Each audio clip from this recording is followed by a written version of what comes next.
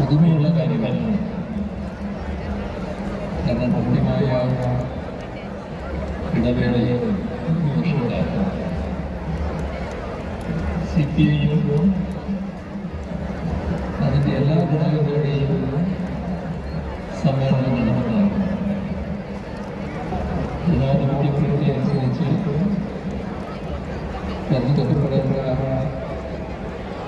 കമ്മിറ്റിയും മേലെ സംഘടനത്തിലേക്കുള്ള പ്രതിനിധികളെയും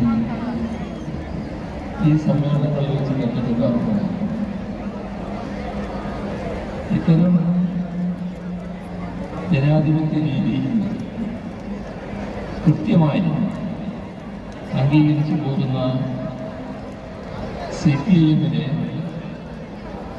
ജനാധിപത്യ പാർട്ടി എന്ന് സാധാരണ വലതുപക്ഷ മാധ്യമങ്ങൾ വിശേഷിപ്പിക്കാറുണ്ട്.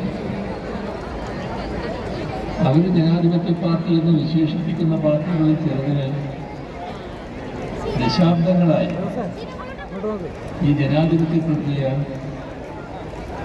അന്യമായി